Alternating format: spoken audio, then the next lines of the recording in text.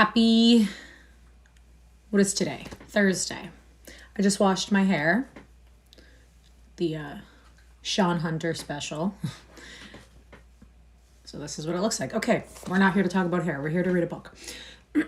Picture of Dorian Gray by Oscar Wilde. There's my dog behind the bag. Let's get into it. Chapter 9. Where were we when we last left?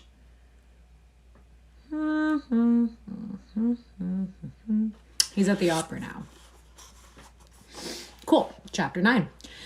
As he was sitting at breakfast the next morning, Basil Hallward was shown into the room. "I'm so glad I have found you, Dorian," he said gravely. "I called last night and they told me you are at the opera. Of course, I knew that was impossible. But I wish you had left word where you had really gone to. I passed a dreadful evening, half afraid that one tragedy might be followed by another. I think you might have telegraphed for me when you heard of it first. I read of it quite by chance in a late edition of The Globe that I picked up at the club. I came here at once and was miserable at not finding you. I can't tell you how heartbroken I am about the whole thing. I know what you must suffer. But where were you? Did you go down and see the girl's mother? For a moment I thought of following you there. They gave the address in the paper. Somewhere in the Euston Road, isn't it? But I was afraid of intruding upon a sorrow that I could not lighten. Poor woman, what a state she must be in. And her only child, too. What did she say about it all?" "Hello. Happy Hug Your Dog Day." I'll give him a hug later. "My dear Basil, how do I know?" murmured Dorian Gray, sipping some pale yellow wine from a delicate gold-beaded bubble of Venetian glass and looking dreadfully bored. "I was at the opera. You should have come on there. I met Lady Gwendolen, Harry's sister, for the first time. We were in her box. She's perfectly charming, and Patty sang divinely. Don't talk about horrid subjects. If one doesn't talk about a thing, it has never happened. It is simply an expression, as Harry says, that gives reality to things. I may mention that she was not the woman's only child. There is a son, a charming fellow, I believe. But he is not on the stage. He is a sailor or something. And now, tell me about yourself and what you were painting." "You went to the opera?" said Hallward, speaking very slowly, and with a strained touch of pain in his voice. "You went to the opera while Sybil Vane was lying dead in some sordid lodging? You can talk to me of other women being charming and of Patty singing divinely before the girl you loved has even the quiet of a grave to sleep in? Why, man, there are horrors in store for that little white body of hers." "Stop, Basil! I won't hear it!" cried Dorian, leaping to his feet. "You must not tell me about things. What is done is done. What is past is past." "You call yesterday the past? What has the actual lapse of time got to do with it? It is only shallow people who require years to get rid of an emotion." Encourage a young writer day. Yes, write. I think everyone should write. What has the actual lapse of time got to do with it? It is only shallow people who require years to get rid of an emotion. A man who is master of himself can end a sorrow as easily as he can invent a pleasure. I don't want to be at the mercy of my emotions. I want to use them, to enjoy them, and to dominate them. "Dorian, this is horrible. Something has changed you completely. You look exactly the same wonderful boy who, day after day, used to come down to my studio to sit for his picture. But you were simple, natural, and affectionate then. You were the most unspoiled creature in the whole world. Now, I don't know what has come over you. You talk as if you had no heart, no pity in you. It is all Harry's influence." "I see that." The lad flushed up and, going to the window, looked out for a few moments on the green, flickering, sun-lashed garden. "I owe a great deal to Harry, Basil," he said at last. "More than I owe to you. You only taught me to be vain." "Well, I am punished for that, Dorian, or shall be some day." "I don't know what you mean, Basil," he exclaimed, turning around.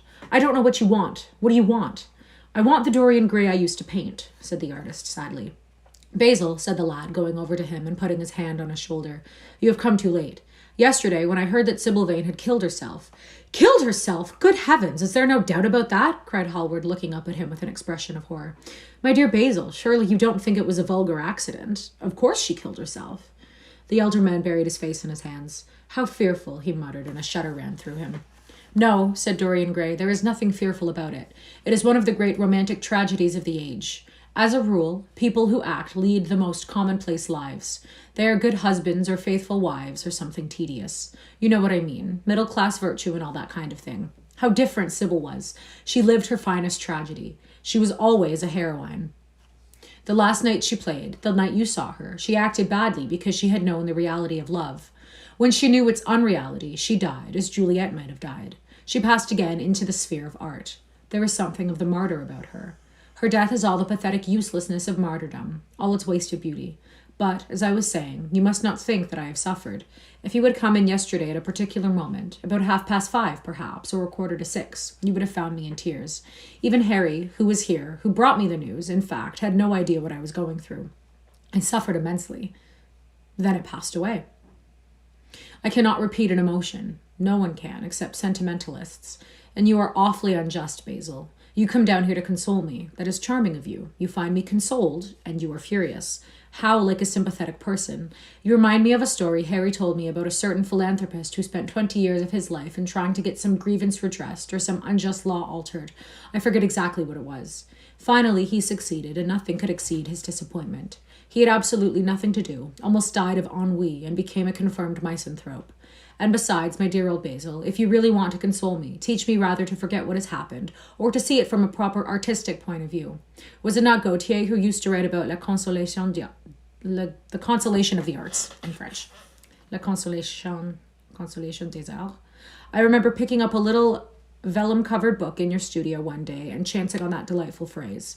Well, I am not like that young man you told me of when we were down at Marlow together, the young man who used to say that yellow satin could console one for all the miseries of life. I love beautiful things that one can touch and handle.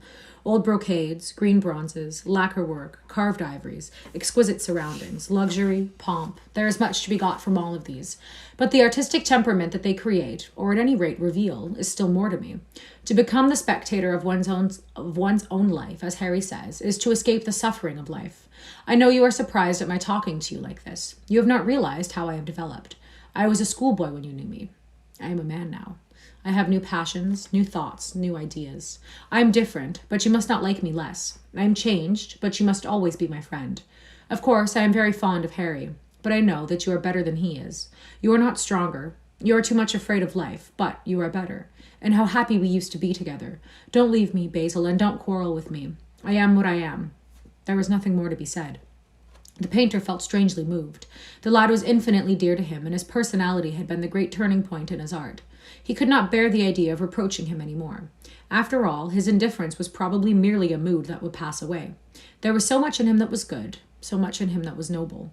Well, Dorian, he said at length with a sad smile, I won't speak to you again about this horrible thing after today. I only trust that your name won't be mentioned in connection with it. The inquest is to take place this afternoon. Have they summoned you? Dorian shook his head, and a look of annoyance passed over his face at the mention of the word inquest. There was something so crude and vulgar about everything of the kind. They don't know my name, he answered. Oh, but surely she did. Only my Christian name, and that I am quite sure she never mentioned to anyone. She told me once that they were all rather curious to learn who I was, and that she invariably told them my name was Prince Charming. It was pretty of her. You must do me a drawing of Sybil, Basil. I should have liked to have something more of her than the memory of a few kisses and some broken, pathetic words. I will try and do something, Dorian, if it would please you. But you must come and sit to me yourself again. I can't get on without you. I can never sit to you again, Basil. It is impossible, he exclaimed, starting back. The painter stared at him. My dear boy, what nonsense, he cried. Do you mean to say you don't like what I did of you? Where is it? Why have you pulled the screen in front of it? Let me look at it. It is the best thing I have ever done. Do take away that screen, Dorian. It is simply disgraceful of your servant hiding my work like that. I felt the room looked different as I walked in. My servant has nothing to do with it, Basil. You don't imagine that I let him arrange my room for me. He settles my flowers for me sometimes. That is all. No, I did it myself. The light was too strong on the portrait. Too strong? Surely not, my dear fellow. It is an admirable place for it. Let me see it.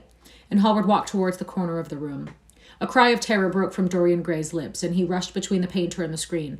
Basil, he said, looking very pale, you must not look at it. I don't wish you to. Not look at my own work? You're not serious. Why shouldn't I look at it? Exclaimed Hallward, laughing. If you try to look at it, Basil, on my word of honor, I will never speak to you again as long as I live. I'm quite serious. I don't offer any explanation, and you are not to ask for any. But remember, if you touch the screen, everything is over between us. Hallward was thunderstruck. He looked at Dorian Gray in absolute amazement. He had never seen him like this before. The lad was actually pallid with rage. His hands were clenched, and the pupils of his eyes were like discs of blue fire. He was trembling all over. Dorian, don't speak. But what is the matter? Of course I won't look at it if you don't want me to, he said, rather coldly, turning on his heel and going over towards the window. But really, it seems rather absurd that I shouldn't see my own work, especially as I'm going to exhibit it in Paris in autumn. especially as I'm going to exhibit it in Paris in autumn. I shall probably have to give it another coat of varnish before that, so I must see it someday, and why not today? To exhibit it? You want to exhibit it? Exclaimed Dorian Gray, a strange sense of terror creeping over him. Was the world going to be shown his secret? Were people to gape at the mystery of his life? That was impossible. Something, he did not know what, had to be done at once.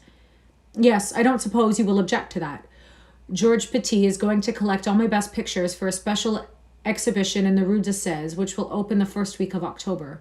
The portrait will only be away a month. I should think you could easily spare it for that time. In fact, you are sure to be out of town, and if you keep it always behind a screen, you can't care much about it. Dorian Gray passed his hand over his forehead. There were beads of perspiration there. He felt that he was on the brink of a horrible danger. You told me a month ago that you would never exhibit it, he cried. Why have you changed your mind? You people who go in for being consistent have just as many moods as others have. The only difference is that your moods are rather meaningless. You can't have forgotten that you assured me most solemnly that nothing in the world would induce you to send it to any exhibition. You told Harry the exact same thing. He suddenly stopped, and a gleam of light came into his eyes. He remembered that Lord Henry had said to him once, half seriously and half in jest, if you want to have a strange quarter of an hour, get Basil to tell you why he won't exhibit your picture. He told me why he wouldn't, and it was a revelation to me. Yes, perhaps Basil, too, had his secret. He would ask him and try. Basil, he said, coming over quite close and looking him straight in the face, we each of us have a secret. Let me know yours, and I shall tell you mine. What was your reason for refusing to exhibit my painting? The painter shuddered in spite of himself. Dorian, if I told you, you might like me less than you do, and you would certainly laugh at me. I could not bear your doing either of those two things. If you wish me never to look at your picture again, I am content. I have always you to look at. If you wish the best work I have ever done to be hidden from the world, I am satisfied. Your friendship is dearer to me than any fame or reputation. No, Basil, you must tell me, insisted Dorian Gray. I think I have a right to know. His feeling of terror had passed away, and curiosity had taken its place. He was determined to find out Basil Hallward's mystery. Let us sit down, Dorian, said the painter, looking troubled. Let us sit down. And just answer me one question. Have you noticed in the picture something curious? Something that probably at first did not strike you, but that revealed itself to you suddenly? Basil, cried the lad, clutching the arm of his chair with trembling hands and gazing at him with wild, startled eyes. I see you did. Don't speak. Wait till you hear what I have to say. Dorian, from the moment I met you, your personality had the most extraordinary influence over me. I was dominated, soul, brain, and power by you. You became to me the visible incarnation of that unseen ideal whose memory haunts us artists like an exquisite dream. I worshipped you. I grew jealous of everyone to whom you spoke. I wanted to have you all to myself. I was only happy when I was with you. When you were away from me, you were still present in my art. Of course, I never let you know anything about this. It would have been impossible. You would not have understood it. I hardly understood it myself. I only knew that I had seen perfection face to face, and that the world had become wonderful to my eyes. Too wonderful, perhaps, for in such mad worships there is peril, the peril of losing them, no less than the peril of keeping them. Weeks and weeks went on, and I grew more and more absorbed in you. Then came a new development. I had drawn you as Paris in dainty armor, and as Adonis with huntsmen's cloaks and polished boar spear. Crowned with heavy lotus blossoms, you had sat on the prow of Adrian's barge, gazing across the green turbid Nile. You had leaned over the still pool of some Greek woodland and seen in the water's silent silver the marvel of your own face. And it had all been what art should be, unconscious, ideal, and remote. One day, a fatal day I sometimes think, I determined to paint a wonderful portrait of you as you actually are, not in the costume of dead ages, but in your own dress and in your own time. Whether it was the realism of the method or the mere wonder of your own personality, thus directly presented to me without mist or veil, I cannot tell. But I know that as I worked at it, every flake and film of color seemed to me to reveal my secret. I grew afraid that others would know of my idolatry. I felt, Dorian, that I had told too much, that I had put too much of myself into it. Then it was that I resolved never to allow the picture to be exhibited. You were a little annoyed, but then you did not realize all that it meant to me. Harry, to whom I talked about it, laughed at me. But I did not mind that. When the picture was finished and I sat alone with it, I felt that I was right. Well, after a few days, that thing left my studio, and as soon as I had got rid of the intolerable fascination of its presence, it seemed to me that I had been foolish in imagining that I had seen anything in it, more than that you were extremely good-looking and that I could paint. Even now, I cannot help feeling that it is a mistake to think that the passion one feels in creation is ever really known in the work one creates. Art is always more abstract than we fancy. Form and color tell us of form and color. That is all. It often seems to me that art conceals the artist far more completely than it ever reveals him. And so, when I got this offer from Paris, I determined to make your portrait the principal thing in my exhibition. It never occurred to me that you would refuse. I see now that you were right. The picture cannot be shown. You must not be angry with me, Dorian, for what I have told you. As I said to Harry once, you are made to be worshipped. Dorian Gray drew a long breath. The color came back to his cheeks, and a smile played about his lips. The peril was over. He was safe for the time. Yet he could not help feeling infinite pity for the painter who had just made this strange confession to him, and wondered if he himself would ever be so dominated by the personality of a friend. Lord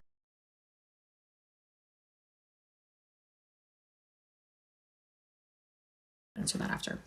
Lord Henry had the charm of being very dangerous, but that was all. He was too clever and too cynical to be really fond of. Would there ever be someone who would fill him with a strange idolatry? Was that one of the things that life had in store? It is extraordinary to me, Dorian, said Hallward, that you should have seen this in the portrait. Did you really see it? I saw something in it, he answered, something that seemed to me very curious. Well, you don't mind my looking at the thing now? Dorian shook his head. You must not ask me that, Basil. I could not possibly let you stand in front of that picture. Oh, you will someday, though, surely. Never. Well, perhaps you are right. And now, goodbye, Dorian. You have been the one person in my life who has really influenced my art. Whatever I have done that is good, I owe you. Oh, you don't know what it cost me to tell you all that I have told you. My dear Basil, said Dorian, what have you told me? Simply that you felt that you admired me too much. That is not even a compliment. It was not intended as a compliment. It was a confession. Now that I have made it, something seems to have gone out of me. Perhaps one should never put one's worship into words. It is a very disappointing confession. Why, what did you expect, Dorian? You didn't see anything else in that picture, did you? There was nothing else to see? No, there was nothing else to see. Why do you ask? But you mustn't talk about worship. It is foolish. You and I are friends, Basil, and we must always remain so. You've got Harry, said the painter sadly. Oh, Harry, cried the lad with a ripple of laughter. Harry spends his days in saying what is incredible, and his evenings in doing what is improbable. Just the sort of life I would like to lead. But still, I don't think I would go to Harry if I were in trouble. I would sooner go to you, Basil. You will sit to me again? Impossible. You spoil my life as an artist by refusing, Dorian. No man can come across two ideal things. Few come across one. I can't explain it to you, Basil, but I must never sit to you again. There is something fatal about a portrait. It has a life of its own. I will come and have tea with you. That will be just as pleasant. Pleasanter for you, I am afraid, murmured Hallward regretfully. And now, goodbye. I am sorry you won't let me look at the picture once again, but that can't be helped. I quite understand what you feel about it. As he left the room, Dorian Gray smiled to himself. Poor Basil, how little he knew of the true reason, and how strange it was that, instead of having been forced to reveal his own secret, he had succeeded, almost by chance, in wresting a secret from his friend. How much that strange confession explained to him. The painter's fits of absurd jealousy, his wild devotion, his extravagant panegyrics, his curious reticences?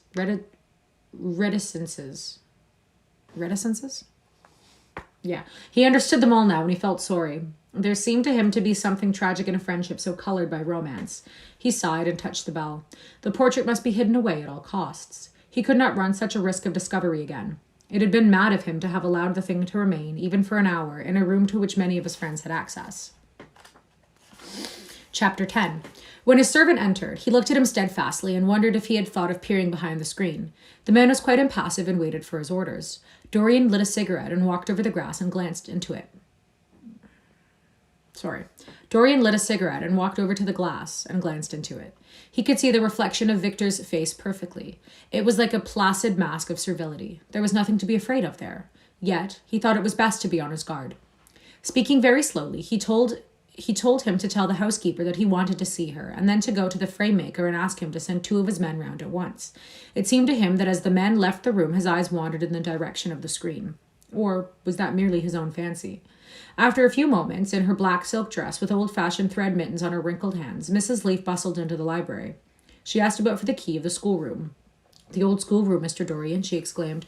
Why, it is full of dust. I must get it arranged and put straight before you go into it. It is not fit for you to see, sir. It is not, indeed. I don't want it put straight, Leaf. I only want the key.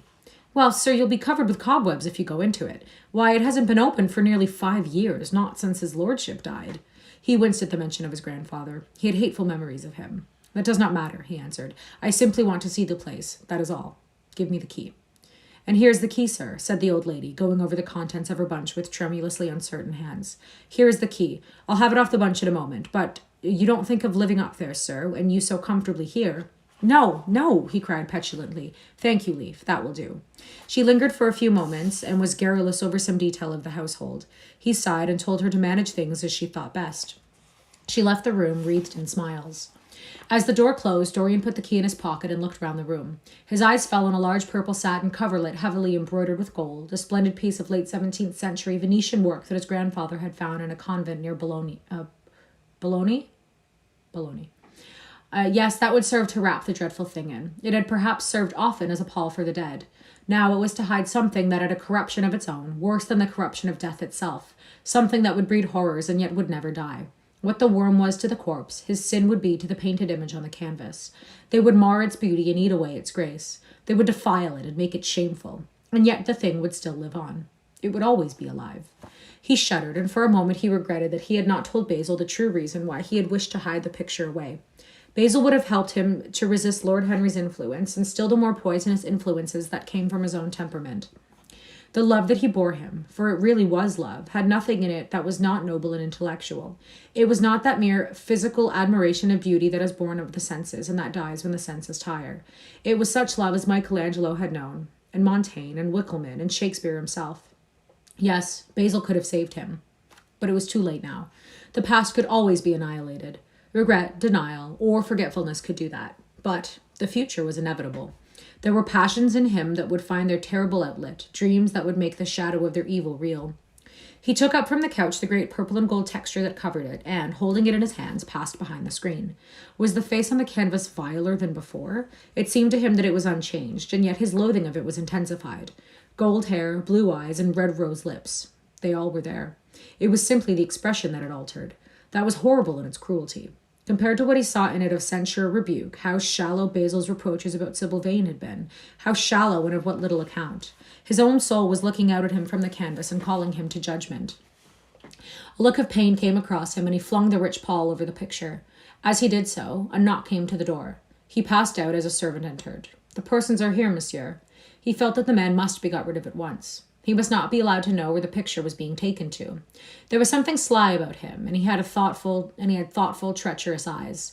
Sitting down at the writing table, he scribbled a note to Lord Henry, asking him to send him round something to read, and reminding him that they were to meet at 8:15 that evening. "Wait for an answer," he said, handing it to him, "and show the men in here." In 2 or 3 minutes there was another knock, and Mr. Hubbard himself, the celebrated frame maker of South Audley Street, came in with a somewhat rough-looking young assistant.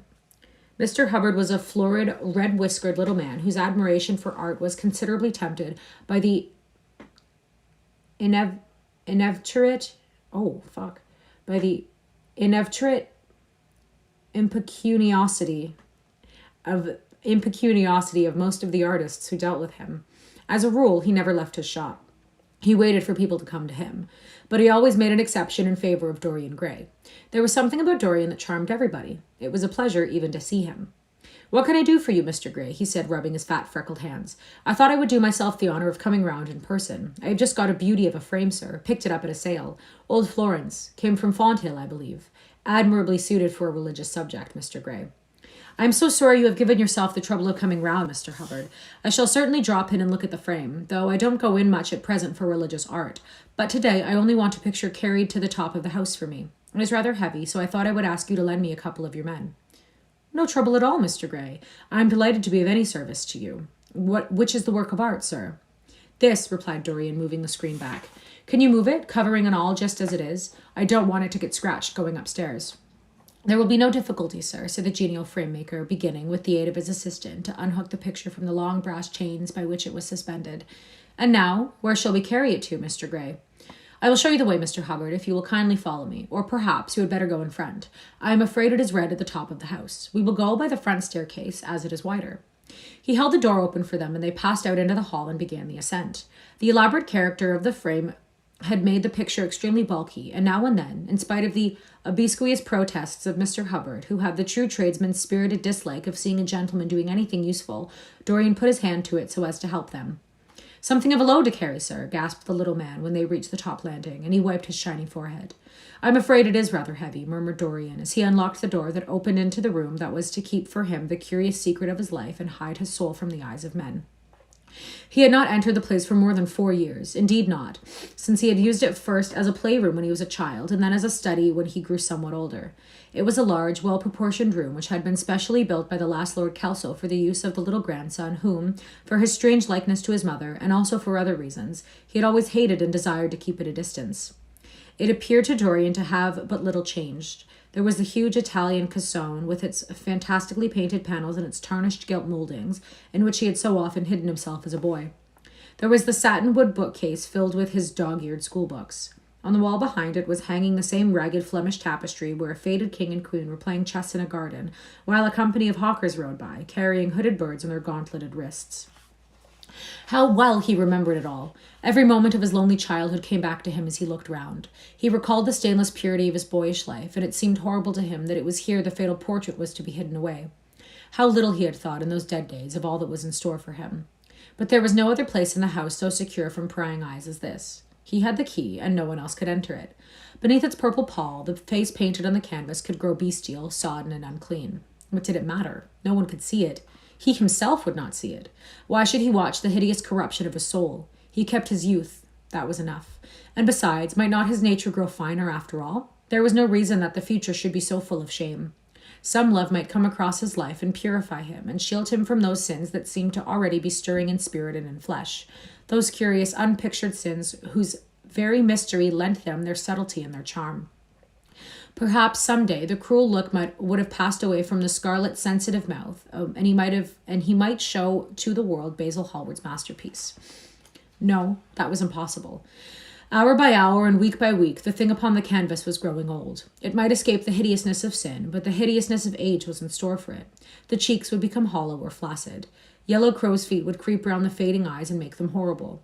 The hair would lose its brightness. The mouth would gape or droop, would be foolish or gross, as the mouths of old men are. There would be the wrinkled throat, the cold, blue-veined hands, the twisted body that he remembered in the grandfather who had been so stern to him in his boyhood. The picture had to be concealed. There was no help for it. Bring it in, Mr. Hubbard, please, he said wearily, turning around. I am sorry I kept you so long. I was thinking of something else. Always glad to have a rest, Mr. Gray, answered the frame-maker, who was still gasping for breath. Where shall we put it, sir? Oh, anywhere. Here, this will do. I don't want to have it hung up. Just lean it against the wall. Thanks. Might one look at the work of art, sir? Dorian started. It would not interest you, Mr. Hubbard, he said, keeping his eye on the man. He felt ready to leap upon him and fling him to the ground if he dared to lift the gorgeous hanging that concealed the secret of his life. I shan't trouble you any more now. I am much obliged for your kindness in coming round. Not at all, Mr. Gray. Ever ready to do anything for you, sir. And Mr. Hubbard tramped downstairs, followed by the assistant, who glanced back at Dorian with a look of shy wonder in his rough, uncomely face. He had never seen anyone so marvelous. When the sound of their footsteps had died away, Dorian locked the door and put the key in his pocket. He felt safe now. No one would ever look upon the horrible thing. No eye but his would ever see the shame. On reaching the library, he found that it was just after 5 o'clock, and that the tea had been already brought up. On a little table of dark perfumed wood, thickly encrusted with nacre, a present from Lady Radley, his guardian's wife, a pretty professional invalid who had spent the preceding winter in Cairo, was lying a note from Lord Henry, and beside it was a book bound in yellow paper, the cover slightly torn and the edges soiled.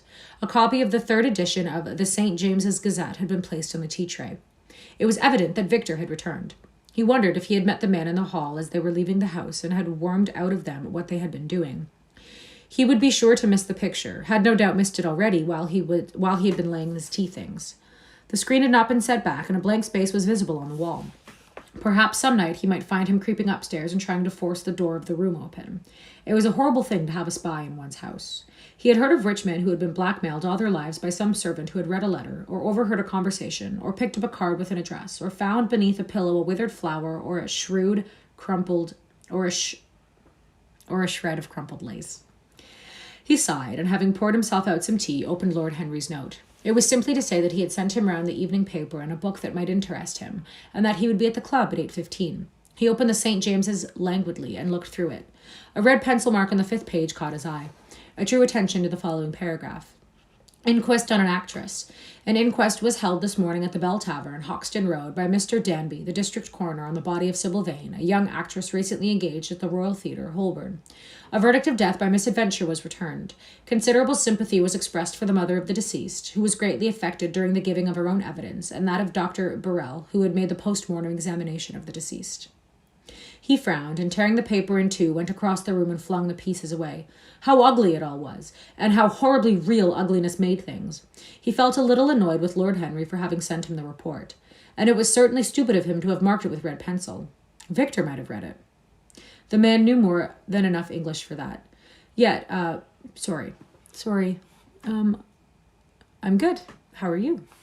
Lena? Perhaps he had read it and had begun to suspect something. And yet, what did it matter? What had Dorian Gray to do with Sybil Vane's death? There was nothing to fear. Dorian Gray had not killed her.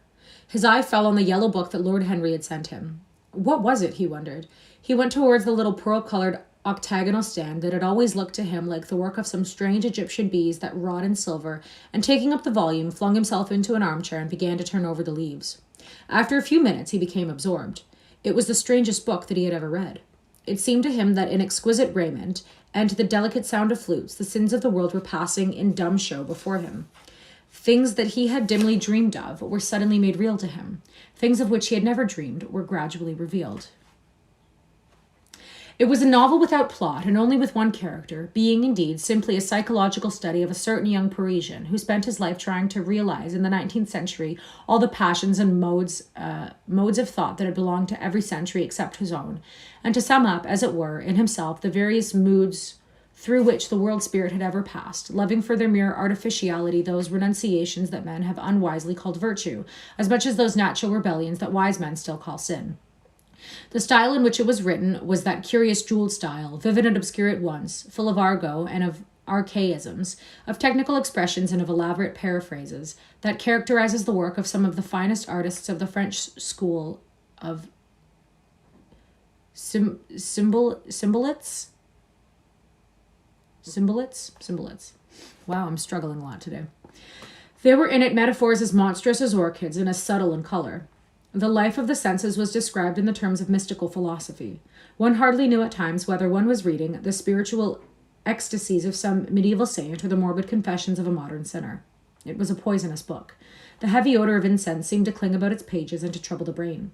The mere cadence of the sentences, the subtle monotony of their music, so full as it was of complex refrains and movements elaborately repeated, produced in the mind of the lad, as he passed from chapter to chapter, a form of reverie, a malady of dreaming, that made him unconscious of the falling day and creeping shadows. Cloudless, and pierced by one solitary star, a copper-green sky gleamed through the windows. He read on by its wan light till he could read no more. Then, after his valet had reminded him several times of the lateness of the hour, he got up, and going into the next room, placed the book on the little Florentine table that always stood at his bedside, and began to dress for dinner. It was almost 9 o'clock before he reached the club, where he found Lord Henry sitting alone in the morning room, looking very much bored. "I am so sorry, Harry," he cried, "but really it is entirely your fault. That book you sent me so fascinated me that I forgot how the time was going." "Yes, I thought you would like it," replied his host, rising from his chair. "I didn't say I liked it, Harry. I said it fascinated me. There's a great difference." "Oh, you have discovered that," murmured Lord Henry, and they passed into the dining room. Okay, that's all for today. I have a YouTube channel, same name as this, K.A. Reads Classics, all one word, no space. I will upload this, as well as the other ones for, like, audiobook vibe, if that's what you're going for, but also not really, because I don't edit it. It's just this stream. And then I upload it onto YouTube. I will be here tomorrow. So, have a great day. And thank you. Sure, I can hang out while you ask me something. Thank you, Sky Master. I hope you have a great day too. I'm just going to hang out. And then you can ask me your question. Yeah, after this, I think I'm going to read... Well, that would be great. I'm not really in the mood for, not in the mood. I'm not really in the place where I'm going to be branching out with artwork. But if and when I do, I will absolutely keep you on my radar, because I don't even, what is this? I don't even have a Discord. I don't even know what Discord is. So, yeah, that's that. At least you see my work. Yeah, I don't have Discord though. I just saw your stream earlier, which I could. Okay. Thanks, cool Kit Kat. Okay, that's all. Thanks, guys. I do have an Instagram, but it's my personal Instagram, and I will not be sharing it. So, thank you.